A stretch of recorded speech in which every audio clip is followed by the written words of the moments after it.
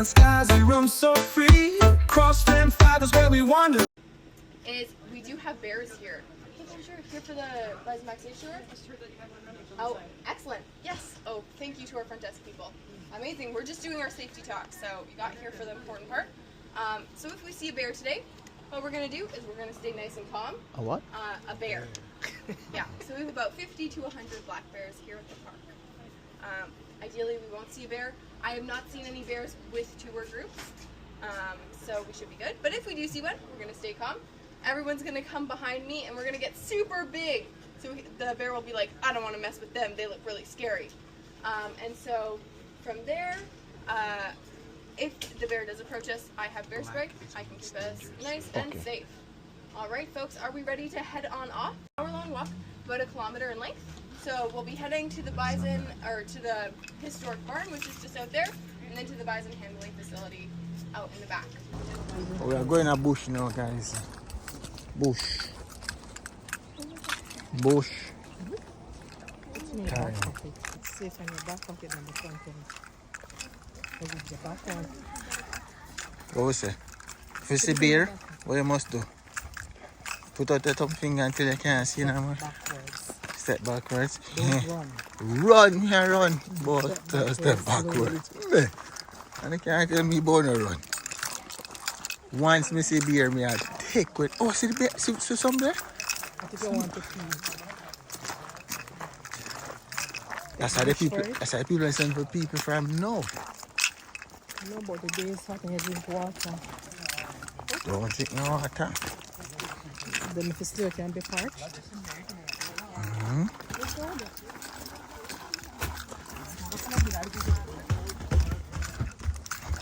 Tell me, what do you think we maybe would not have seen or heard 200 years ago here?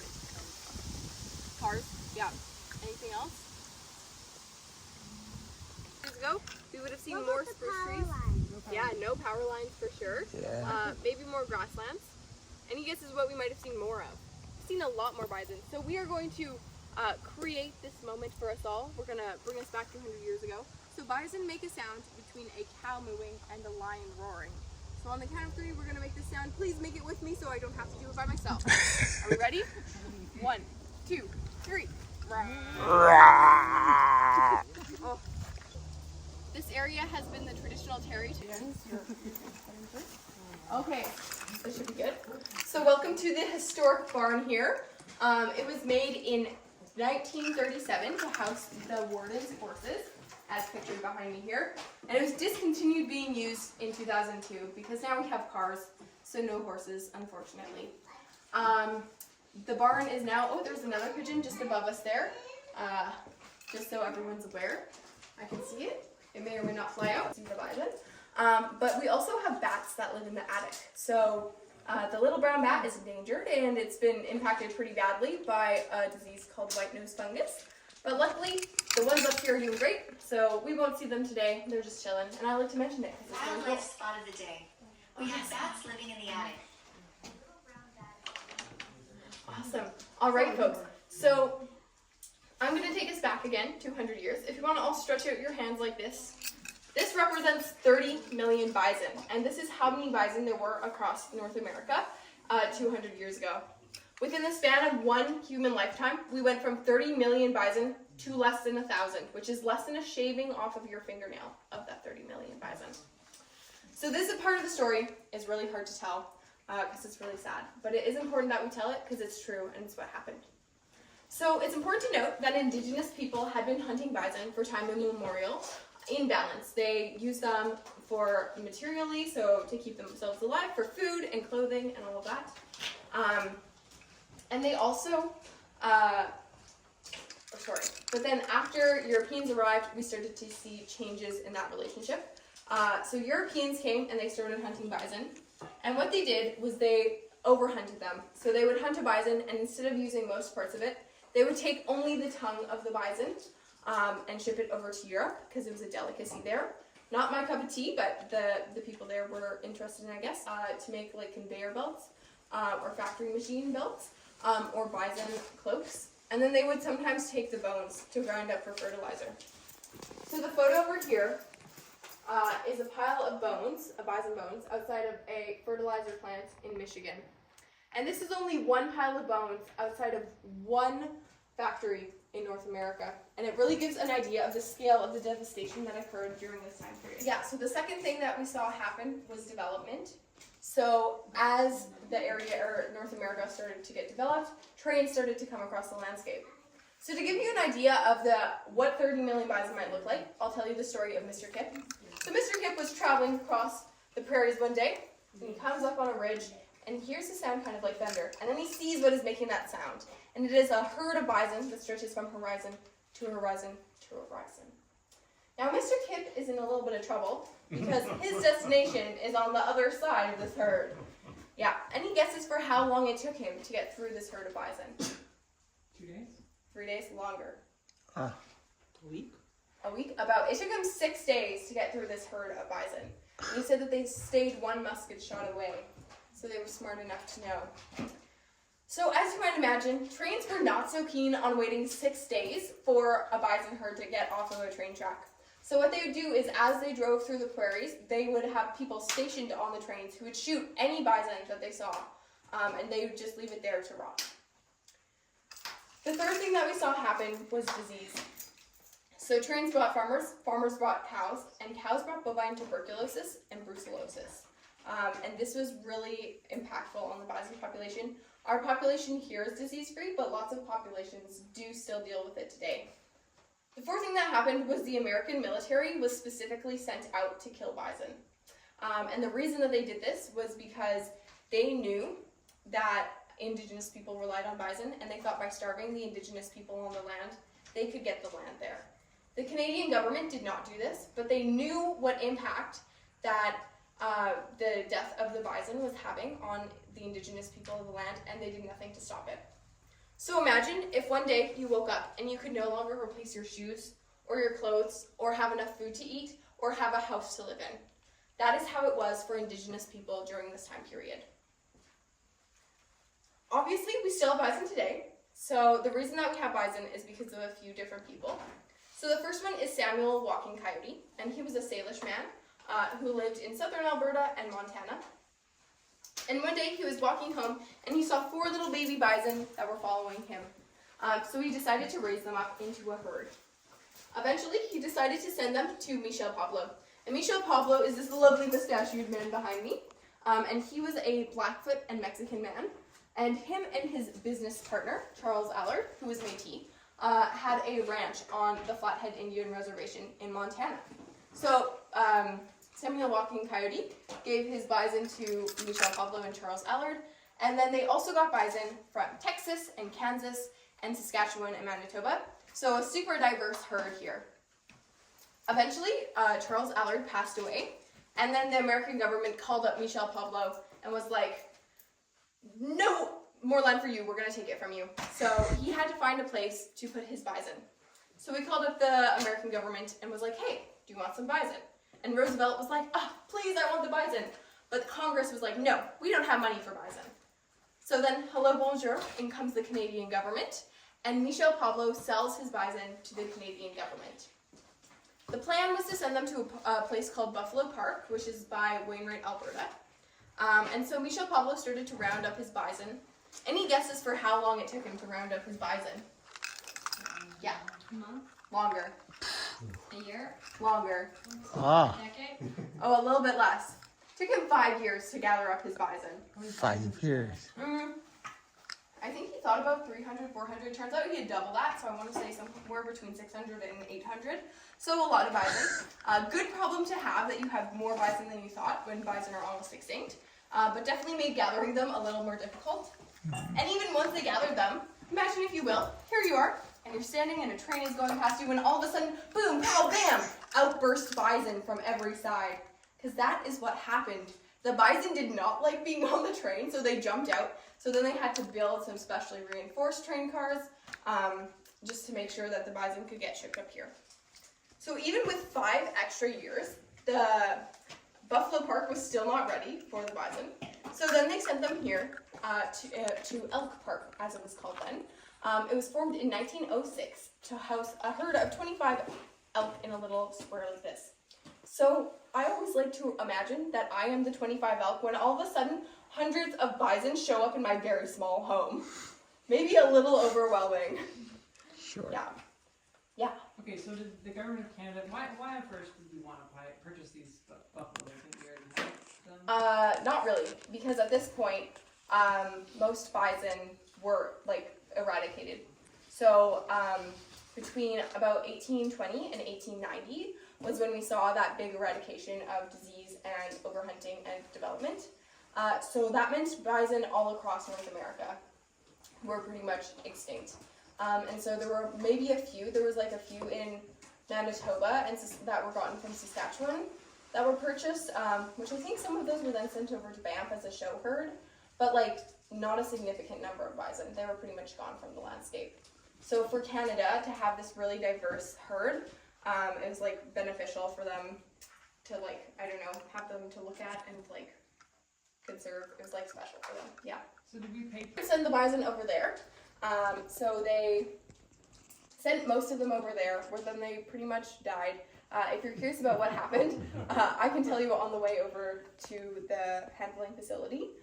But luckily we had about 40 bison that remained here, and so that is where the herd that we have today comes from. So if you look behind you here, this is a plains bison, and so this is what the story I just told you is about. So this is the type of bison we have on this side of the park, and so you can tell it's a plains bison because its back is kind of curved.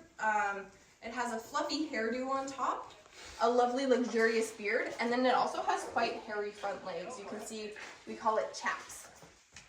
Over here we have wood bison. So we got wood bison in the 1960s from a small herd outside of Wood Buffalo National Park. And you can tell that they're wood bison because they're about 20% bigger. Their back is house-shaped, so it's nice and pointy like this. They have a trim goatee and a lovely Justin Bieber bang over their forehead. Yes. Yeah, it was a make-work project, pretty much, to employ people. Yeah, and things like the historic barn, or not historic barn, the Ukrainian house, also was a make-work project. If you look at the whole book over here, yeah. You want put on one of them shoes then? See it over there in front of mommy. Take it up. You can take it up. Oh, they're real late.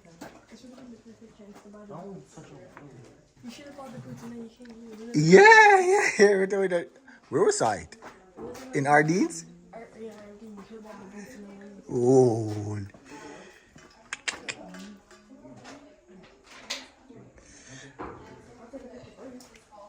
You want this to put in the house? That's a bison. Fur. You want this real one, eh? Can put this in the house? It's actually real. No, Percy.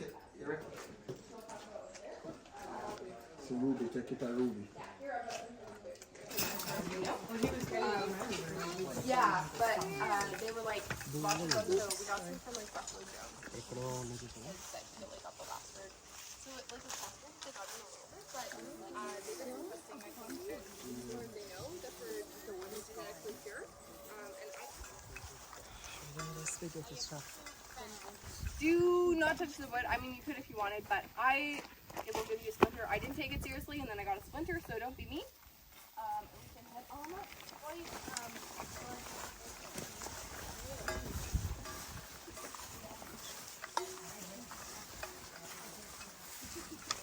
I worst thing Kira said to me, don't touch.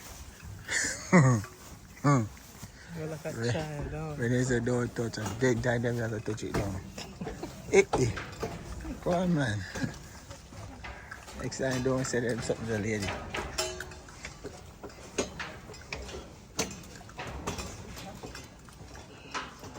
I think some are going to see alligator, tiger, shark.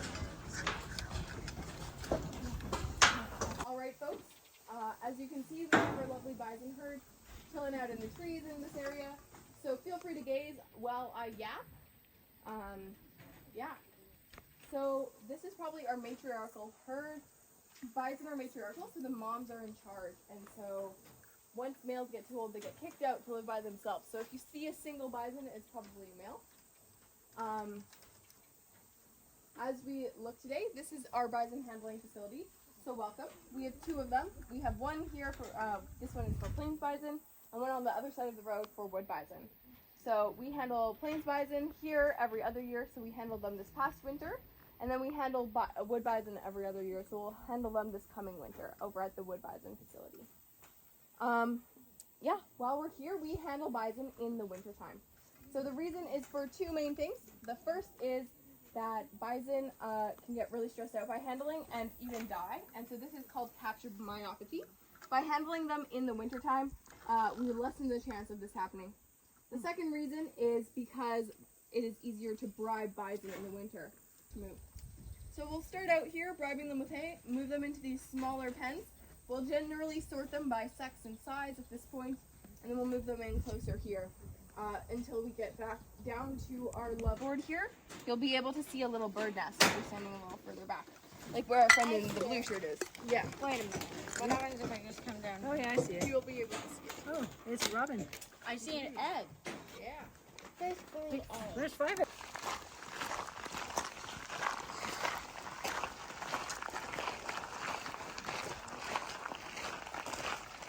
See these wood panels with holes in them? So that is for two reasons. The first is so that we can see the bison, but the bison can't see us, so they get less stressed out. And the second reason is if someone's in there and they need to escape, they have a climbing route.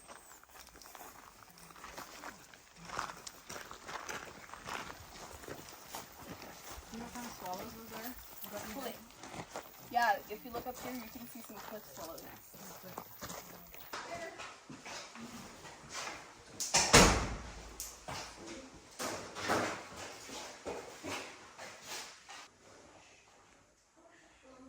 Actually check on the bison.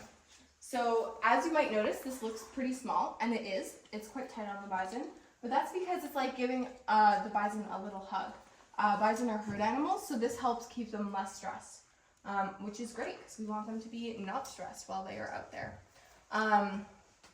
There's a few different things we'll do. So there's actually a scale for the bison at the bottom of here, so we can weigh them.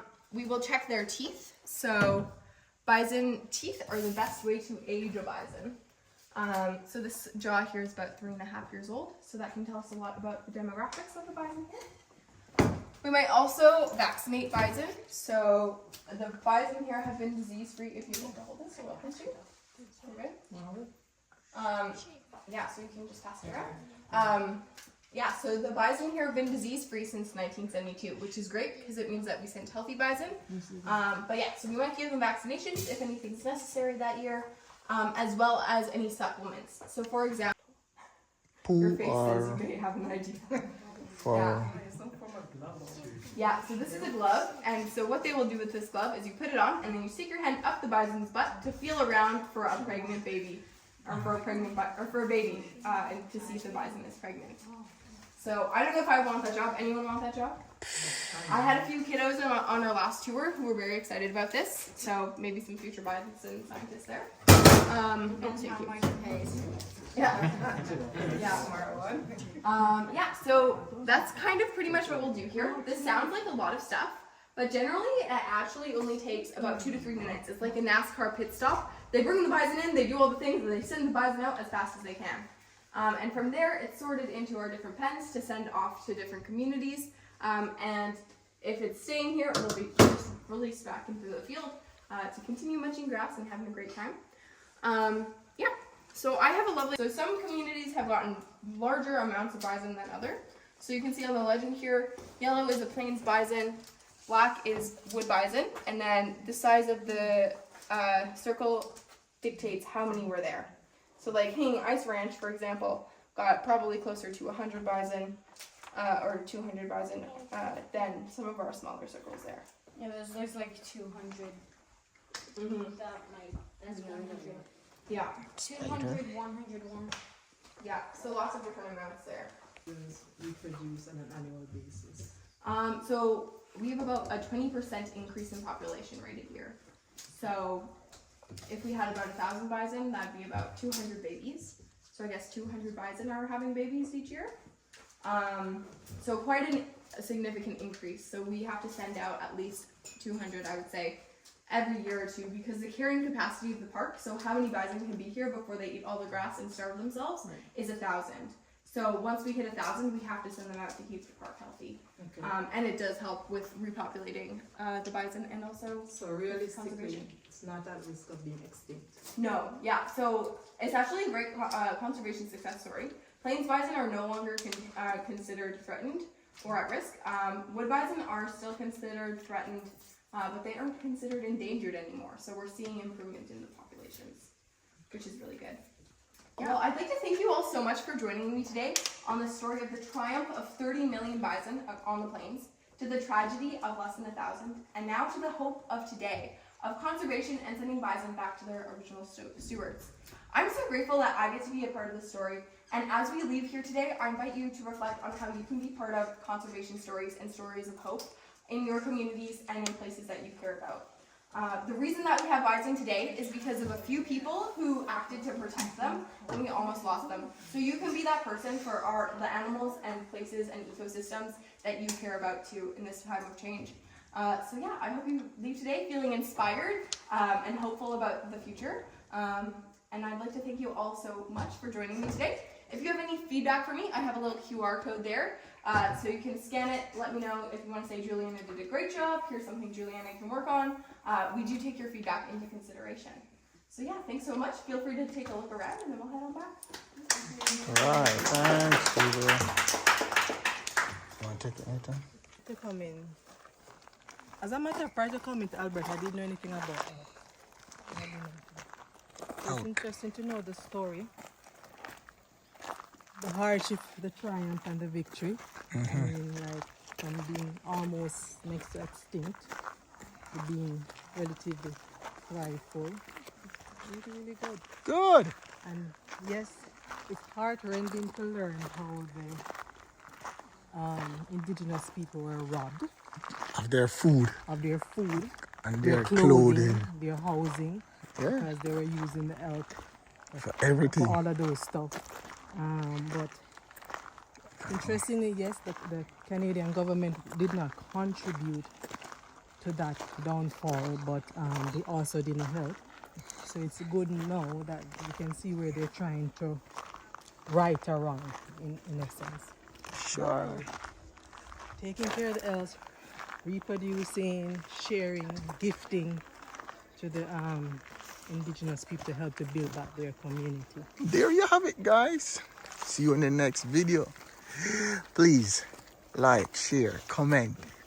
This one very educated or informing. Informative, educational. Yeah, You want to see one a little bit closer. closer. Actually, we sit down at the place too long. I want to see one a bit closer, but not too close. And on a good note, we did not see a bear. Woman say if you see bear, you must stand up. Stop. Walk backward. Walk wish backward.